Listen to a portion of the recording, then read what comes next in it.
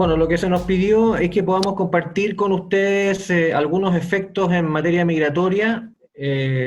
derivados de la pandemia de COVID-19. Bueno, una pequeña observación, si escuchan algún ruido extraño es porque como nos pasa a todos, estamos en la casa y en la casa hay vida, así que vamos a evitar de que esos ruidos ambientes sean los menores, pero a veces hay niños dando vueltas que no es tan fácil. Bien. Antes de que entremos en materia, les quiero compartir estas imágenes. Esto ocurrió la primera quincena de abril. Alrededor de 850 ciudadanos bolivianos quedaron varados en Colchane. Esto es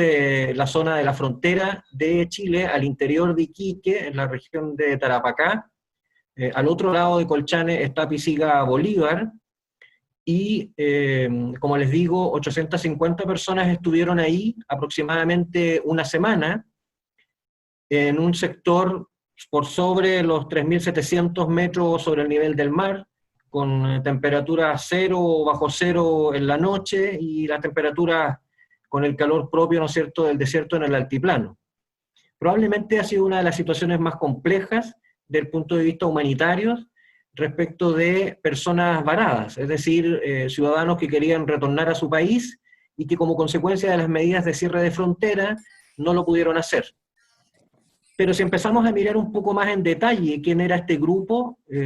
OIM estuvo presente en el lugar entregando asistencia humanitaria, nos vamos a encontrar con que la mayoría eran varones, digamos en promedio de edad entre 20 y 30 años. Fíjense que la gran mayoría de ellos no eran de Oruro o Cochabamba, sino que eran de Santa Cruz, del Beni, es decir, de zonas más al interior, ya más zona de Amazonia, de Bolivia. Muchos de ellos, la gran mayoría, habiendo ingresado al país como turistas y con el objeto de desempeñarse como temporeros en la zona central. Nos contaban en el periodo entre octubre a mayo prácticamente, donde en el mejor de los casos pueden llegar a hacerse entre 30.000 a 40.000 pesos máximo diarios. La gran mayoría, por cierto, trabajando de manera informal, lo que da cuenta de situaciones que son preexistentes a la pandemia del COVID-19 y que encontramos que están bien reflejadas en esta frase de Helen Crowley de la Universidad de Coventry del Reino Unido, donde nos señala que el COVID-19 no es el gran factor de igualación, sino más bien es un amplificador de las desigualdades existentes. Y muchos de los procesos migratorios finalmente encuentran una explicación en desigualdades estructurales que hacen que las personas migren, particularmente la migración que tenemos en América Latina, que es una migración esencialmente económica. Entonces, antes de que entremos a mirar los efectos, es bueno, a propósito de esto, de estas desigualdades presentes o preexistentes, que revisemos rápidamente el contexto migratorio. Yo les voy a mostrar algunas láminas, no voy a profundizar en todas ellas. Esta presentación ya la tiene Daniela, de manera que ahí vean el mecanismo de cómo se pueda compartir. Pero rápidamente nos vamos a basar en la estimación de diciembre del 2018,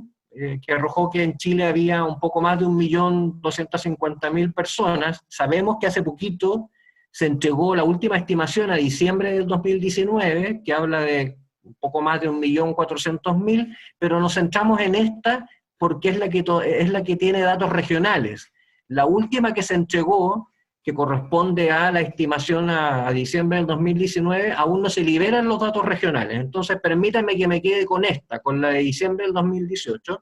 Ahí ustedes tienen el desglose por región, y particularmente, en el caso de la región de Coquimbo, estamos hablando de 29.000 migrantes internacionales a esa fecha, donde ustedes ven, en el margen derecho, cuáles son las principales nacionalidades de estos migrantes en el caso de la región de Coquimbo, donde vemos, y esto ha sido interesante, cómo cambió la composición migratoria en prácticamente un año en la región de Coquimbo, pasando a ser los principales colectivos el venezolano y el haitiano.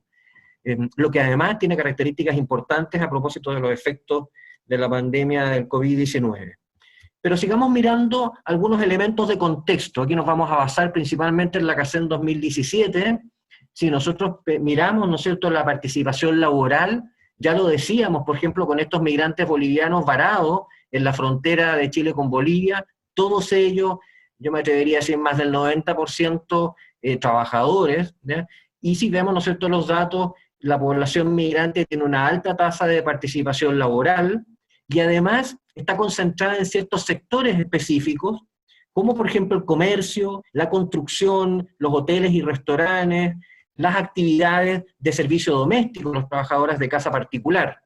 En el caso de la región de Coquimbo hay una especificidad particular respecto de que hay una concentración importante en las actividades agrícolas, propias de la característica, ¿no es cierto?, que tiene esa región. Pero es importante que mantengamos en la retina, en nuestra memoria, estos sectores en los que están concentrados, porque precisamente producto de los efectos económicos del COVID-19 han sido los sectores económicos que han resentido este primer impacto, ¿no es cierto?, económico que se ha derivado del COVID y de las medidas, en definitiva, de restricción a la libertad de circulación.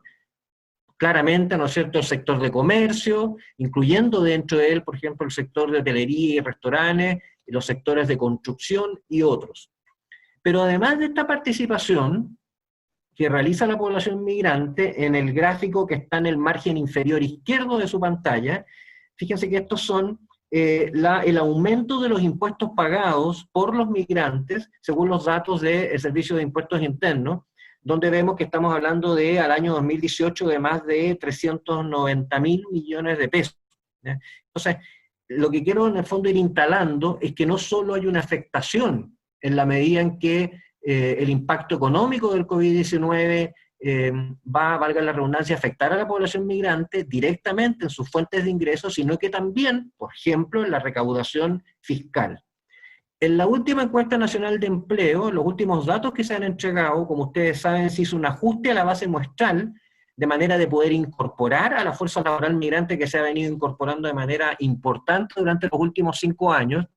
y la encuesta nos señala que el 7,6% ya de la fuerza laboral en Chile corresponde a población migrante, y el 10% de todos los ocupados son población migrante internacional. Estamos hablando de 911.000 personas. Si hablamos de 1.200.000 o 1.400.000, sin duda que estamos hablando de que la gran cantidad de personas migrantes son trabajadores, no cabe ninguna duda de eso. Y un dato interesante que también nos arrojó la ENE es que la informalidad laboral en la población migrante es levemente inferior de lo que se da en el caso de los trabajadores nacionales, con un 26,7%. Avanzando rápidamente en esta caracterización de base, es decir, lo que queremos instalar aquí es cómo los pilla, por decirlo en lenguaje coloquial, a los migrantes la pandemia de COVID-19, vamos a ver que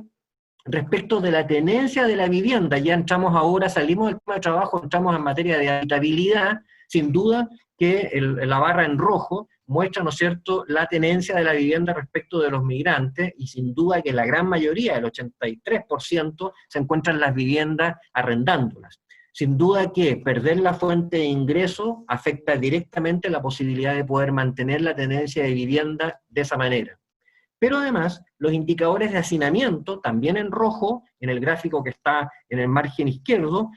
también van mostrando que son más presentes estos indicadores en la medida en que el hacinamiento va aumentando de medio a crítico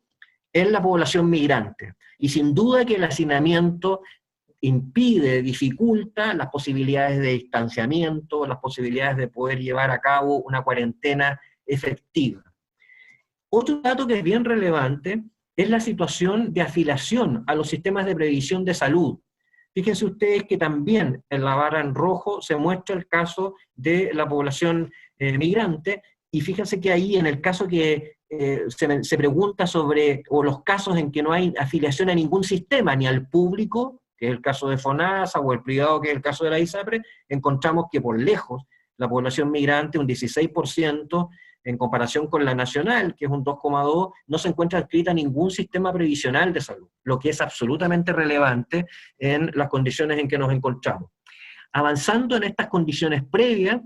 si miramos la incidencia de la pobreza exclusivamente por ingresos, dependiendo del lugar de nacimiento, vamos a ver que hay una mayor prevalencia de pobreza por ingreso en el caso de la población migrante, levemente superior a la población nacional, un 10,8, en el caso de la población nacida en Chile, un 8,5, Pero cuando vamos a mirar la pobreza multidimensional, y aquí nos queremos detener un poquito porque nos permite vincular el tema con los determinantes sociales de salud, vamos a ver que también en el caso de la pobreza multidimensional es mayor cuando hablamos de personas, en este caso, nacidas fuera de Chile, de población migrante internacional. Y si hacemos un foco más específico respecto de algunos indicadores de pobreza multidimensional, vamos a encontrar rápidamente que donde hay una mayor, ¿no es cierto?, donde estos porcentajes son más altos en relación con la población migrante, rápidamente los encontramos en los aspectos vinculados con habitabilidad y también con la inscripción a los sistemas de salud, ¿ya? Dos elementos claves para hacer frente a la pandemia del COVID-19. Pero además hay otros elementos que podríamos decir de carácter más subjetivo, pero que sin duda también son relevantes, como por ejemplo lo que dice relación con el apoyo y participación social, que son las barras que ya están en el margen derecho de este gráfico, y en los casos, ¿no es cierto?, de trato igualitario, ¿ya? El informe del PNUD sobre desigualdades en Chile hace un énfasis especial en los elementos de discriminación en el sistema de atención de salud, particularmente respecto del trato. Y esto además es un indicador relevado en el caso de las personas migrantes.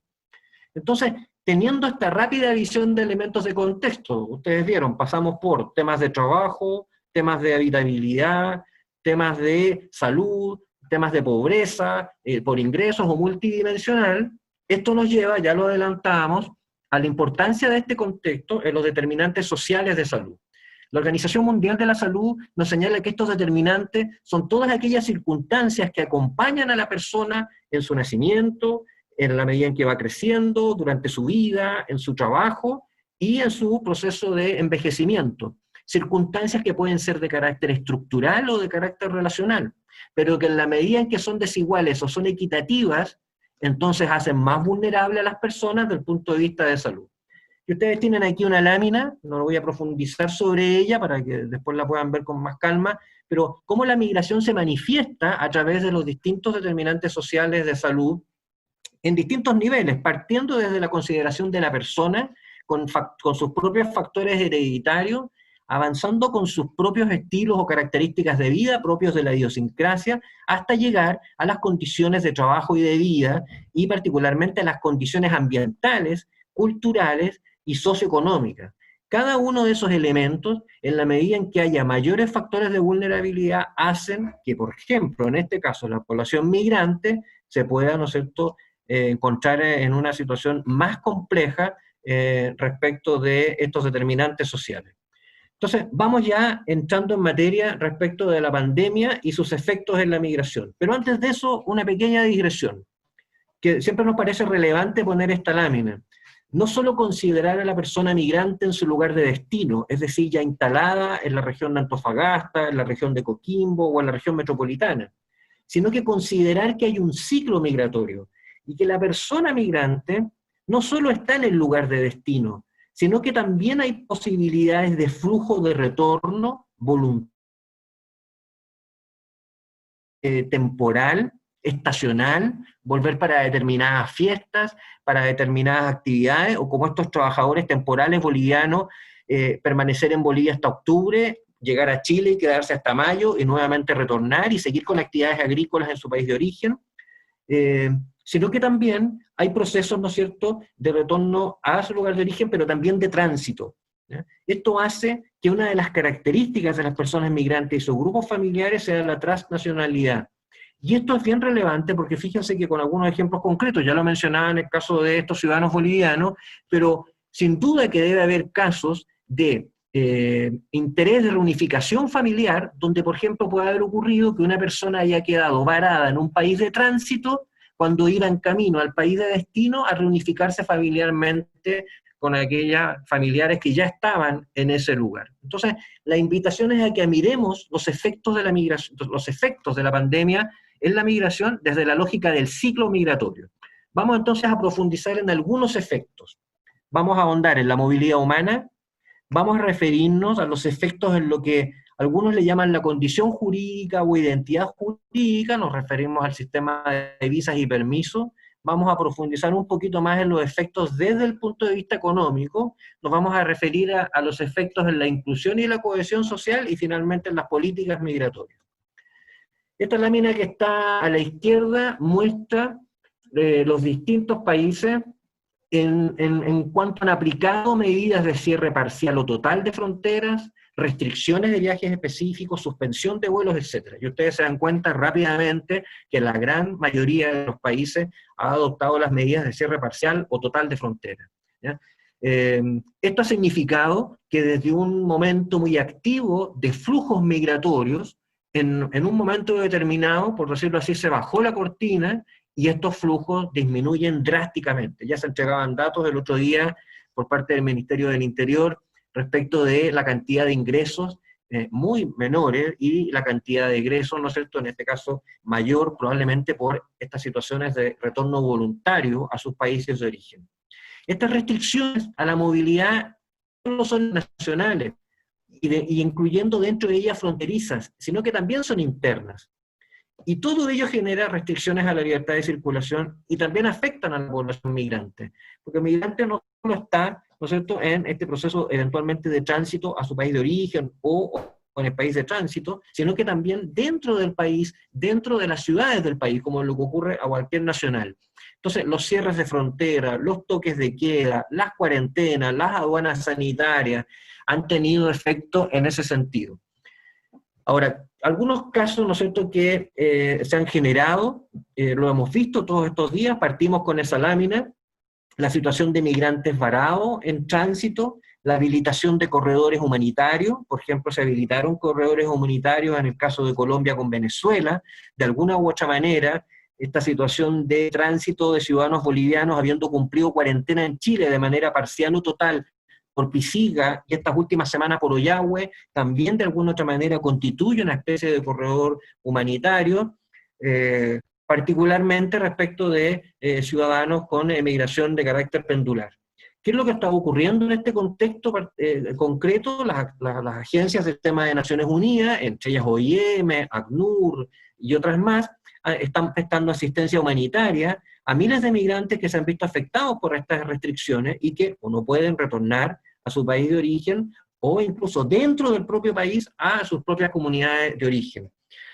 ¿Qué medidas se están aplicando para hacer frente a estas restricciones? Medidas de distinto tipo, renovaciones o prórrogas de visados y permisos, amnistías temporales y también, que es un caso que se ha puesto harto en dinámica aquí en Chile, la habilitación de distintos trámites a través de Internet, particularmente en lo que son las áreas de extranjería y de la policía de investigaciones, y últimamente incluso con el llamado de las personas al registro civil y no que concurran espontáneamente, sino que el llamado para poder concretar sus trámites migratorios. Otro efecto importante, como consecuencia sin duda de estas restricciones a la libertad de circulación, tienen que ver con la identidad jurídica. ¿Qué es lo que ha ocurrido con estas restricciones al movimiento? Dificultades para realizar los trámites, para acceder a los documentos, que encuentran a las personas en una situación de vencimiento de plazo, que se produzcan desajustes entre las opciones vigentes en un marco de normalidad, podríamos decirlo, en materia migratoria, a una situación absolutamente excepcional y que por lo tanto se traduce en casos particulares que no encuentran respuesta en este marco general.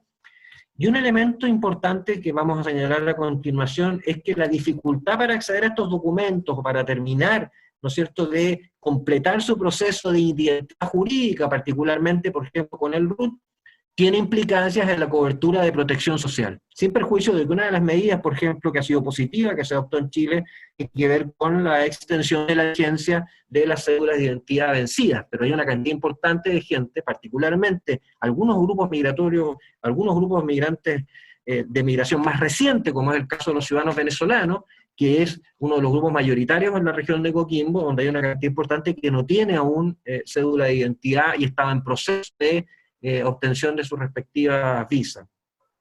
¿Cuáles han sido las necesidades que ha identificado en este contexto la OIM? La necesidad de mayor flexibilidad para los requisitos de visa, de la presentación de información actual y exacta para los migrantes en un contexto cambiante donde se están tomando distintas medidas de manera que esa información llegue oportunamente y pueda cumplir su finalidad, la adopción de estas medidas, y la importancia de asistencia en el procesamiento, ¿ya? Particularmente esto tiene que ver con los medios remotos, el acceso a Internet, ¿no es cierto?, a aplicaciones específicas que permitan que la persona pueda, en un contexto de restricción de movimiento, seguir con su trámite para efectos de constituirse plenamente con su identidad jurídica. La OIM a nivel global ha hecho algunas recomendaciones, vamos rápidamente a mencionarlas. En primer lugar, facilitar los procedimientos de inmigración y visas, particularmente respecto de algunos trabajadores clave en este contexto, como los trabajadores de la salud y personal esencial, pero también personas con necesidades de viaje prioritarias. Aquí, por ejemplo, estos son los casos particulares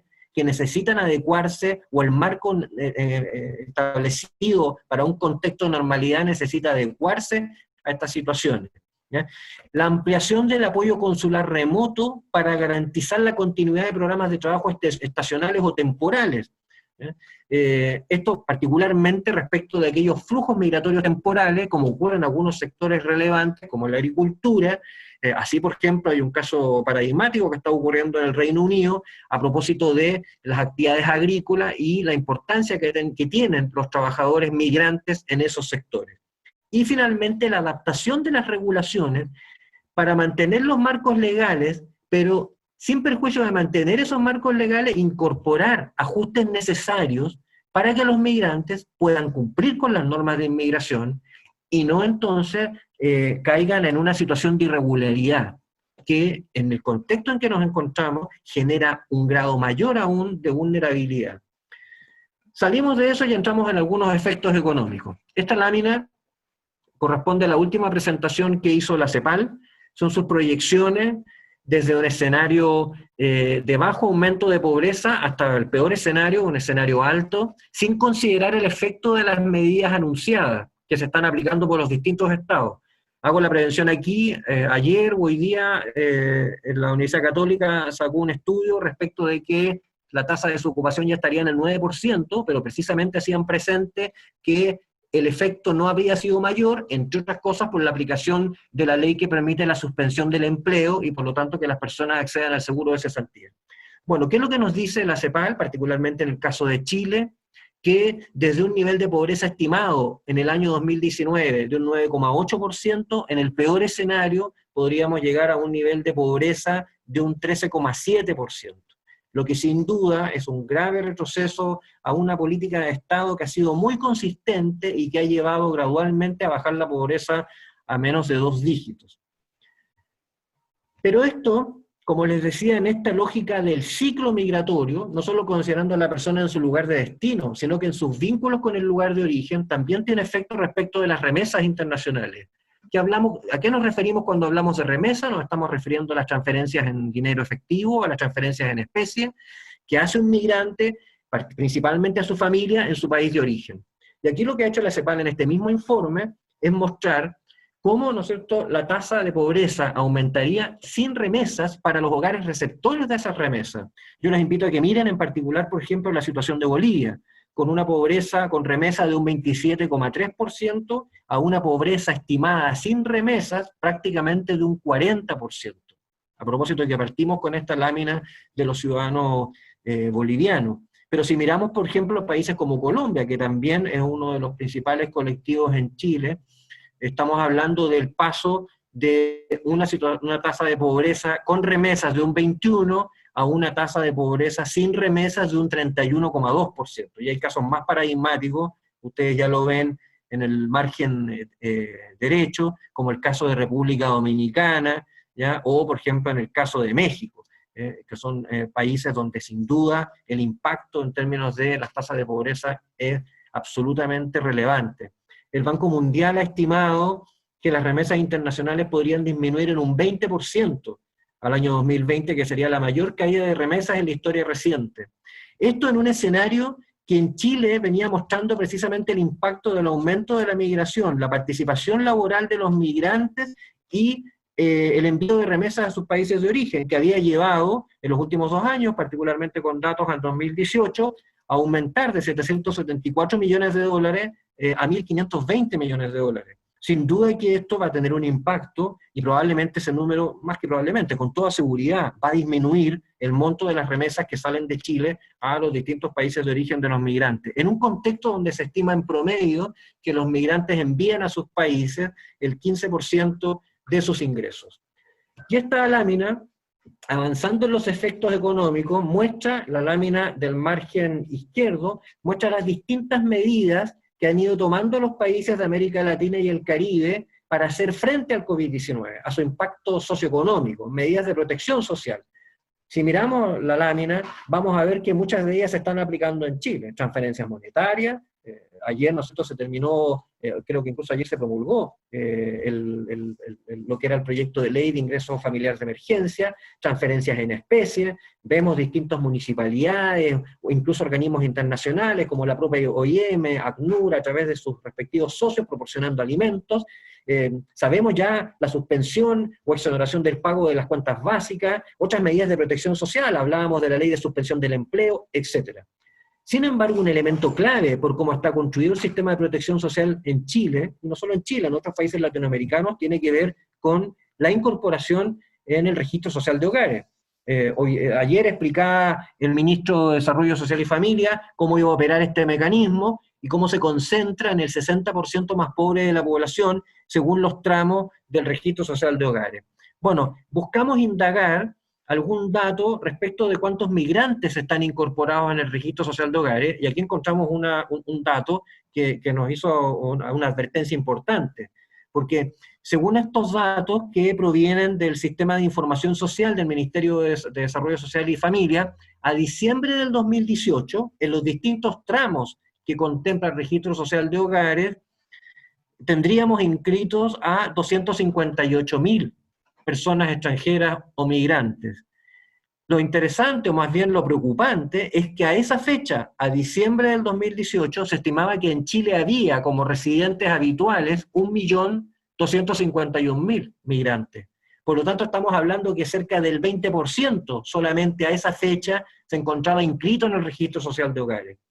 Eso es un elemento muy importante, porque finalmente puede que haya una cantidad de personas migrantes que no se hayan inscrito, habiendo podido hacerlo, o que no lo pueden hacer, porque, por ejemplo, hoy día, para poder hacerlo en línea, no cuentan con RUT y por lo tanto no pueden acceder a clave única para poder iniciar el procedimiento. El llamado que ha hecho Naciones Unidas, y entre ellos, por cierto, la OIM como parte del sistema, es que los sistemas de protección social y las medidas que están aplicando los países consideren a las personas migrantes con los ajustes que haya que realizar.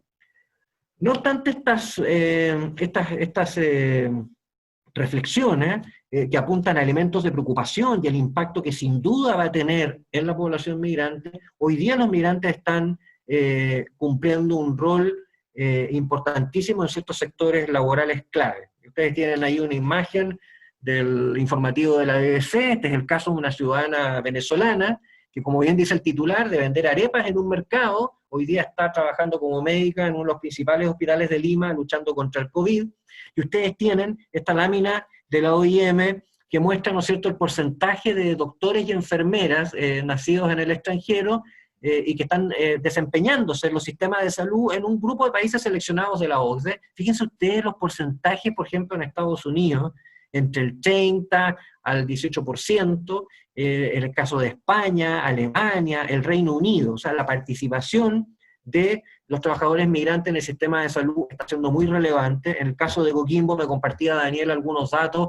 alrededor del 1% de los trabajadores del sector de salud corresponden a población extranjera, pero los vemos además en el sector de delivery, en el sector de aseo, etcétera, que hoy día están, por decirlo así, en la primera línea de la continuidad de servicios necesarios para que otros podamos cumplir nuestra cuarentena en nuestros respectivos hogares.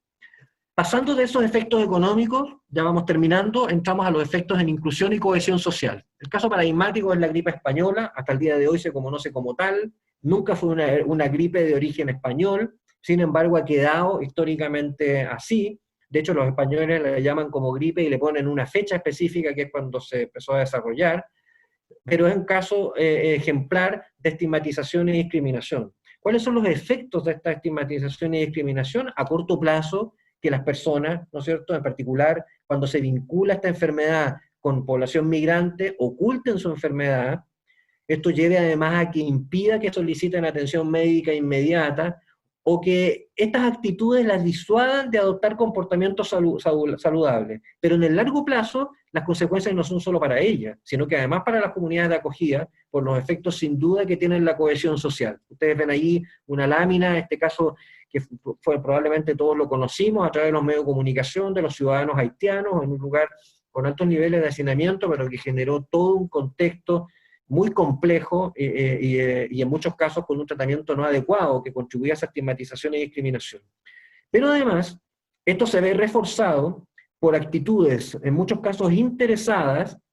de desinformar y vincular estos aspectos con grupos migratorios. Esto es lo que el secretario general de Naciones Unidas denominó como la desinfodemia, y yo les acompaño, hay una lámina de un artículo bien interesante, fue bien famoso en su momento, de cómo se propagan las mentiras. Si ustedes ven ahí esa especie de sol con distintos rayitos, es la velocidad con que se propaga una noticia falsa, y abajito, muy tenue, en un celeste, cómo, ¿no es cierto?, se propaga una noticia basada en hechos, ¿ya? Lamentablemente los efectos de las burbujas en las redes sociales conllevan a que esta información falsa cause mucho daño, en un contexto además donde el temor de las personas puede ser objeto de manipulación por intereses obviamente antivalóricos, ¿ya? En este sentido, lo que se busca y lo que se sugiere es que se adopte el enfoque PIBE en materia de noticias sobre migración y salud. PIBE, un común acrónimo de pare, investigue la fuente, busque otros artículos y efectúe un seguimiento a las afirmaciones que se hagan. Finalmente, también pensamos que va a haber un efecto en materia de políticas migratorias. Ya lo está haciendo en la cápita que ustedes tienen al medio, ¿ya? Se están adoptando medidas de mayor o menor flexibilidad en función del nuevo contexto. Pero también hemos tenido medidas desde el punto de vista más restrictivo. En el caso, por ejemplo, de Estados Unidos, donde por una orden ejecutiva se estableció la restricción por un determinado tiempo de entregar lo que conocemos como la Green Card o las tarjetas de residencia. ¿Qué es lo que va a ocurrir probablemente? Y esto va a ser parte de un debate sin duda intenso, es que estas políticas migratorias que reflejan las definiciones estatales sobre el sistema migratorio en el país pueden tener un camino que apunte a reforzar políticas restrictivas en materia de migración, o por otro lado puede dar lugar a políticas que logren incorporar las distintas formas de movilidad, ¿ya? Sin embargo, hay que tener presente que un elemento clave y que va a haber que observar es cómo finalmente, cuáles van a ser los efectos de esta recesión económica mundial. Leí hace poquito que ya Alemania está técnicamente en recesión, y no cabe ninguna duda que es lo que va a pasar, ya está claro que va a haber una recesión a nivel mundial, porque los efectos que tenga esta recesión, sin duda que no van a ser homogéneos, se van a expresar de manera diferente, dependiendo de las regiones, sus propias capacidades, y estos efectos son muy relevantes, porque la migración, particularmente en América Latina y el Caribe, y sin duda en Chile, está vinculada con los mercados laborales y la globalización. Finalmente, con algunas respuestas respecto a esta situación, quiero compartirles respuestas que se están trabajando desde el Sistema de Naciones Unidas y desde la OIM. El secretario general de Naciones Unidas hizo un llamamiento a la solidaridad y una respuesta coordinada en materia del COVID-19, lo hemos escuchado, ¿no es cierto?, en frases de distinto nivel, de estos salimos juntos, nadie puede actuar solo, se requiere la coordinación y la cooperación internacional, y se estableció este informe denominado Responsabilidad Compartida, Solidaridad Global, para responder a los impactos socioeconómicos del COVID-19. Y lo que se busca aquí son 3 prioridades específicas. Primero, por cierto, la más urgente, hacer frente a la emergencia sanitaria. En segundo lugar, centrarse paralelamente en las consecuencias sociales y en la respuesta y recuperación económica, y finalmente ayudar a los países a recuperarse mejor, particularmente aquellos cuyas capacidades son menores o están más menguadas para hacer frente a este contexto absolutamente excepcional. Y en el caso de la OIM lanzó un plan estratégico mundial para la preparación y respuesta frente al COVID-19 con 5 prioridades estratégicas. Esto, yo les adjunto la lámina. Ustedes ven ahí que hay una apelación, hay un llamamiento a financiamiento internacional. Distintos países, entre ellos Chile, priorizaron diferentes acciones en distintas de estas prioridades, de manera de poder contribuir a la respuesta de los respectivos estados de manera coordinada, para hacer frente a las consecuencias del COVID-19, tanto en los aspectos de salud, como en los aspectos sociales, como en los aspectos de movilidad, en los distintos efectos que hemos mencionado. Finalmente, y perdonen la extensión, si quieren tener más información sobre migración en el contexto del COVID-19, ahí les acompañamos 3 páginas web vinculadas con la OIM. El primero es el portal de datos mundiales sobre la migración, que es donde tomamos, por ejemplo, esta lámina de la participación de trabajadores de la salud en países seleccionados de la OECD. Hay una página web muy interesante que tiene instantáneas analíticas sobre el COVID-19 y migración. Gran parte de los efectos que hemos mencionado los dotamos de contenido con estas instantáneas, van en el número 32. Son 2 hojas prácticamente, un análisis rápido sobre el impacto del COVID-19 en distintas dimensiones de la migración. Y el tercero, que es de nuestra oficina regional de América del Sur, que está en Buenos Aires, que también está sacando separatas con análisis específico respecto del impacto del COVID-19 en América del Sur.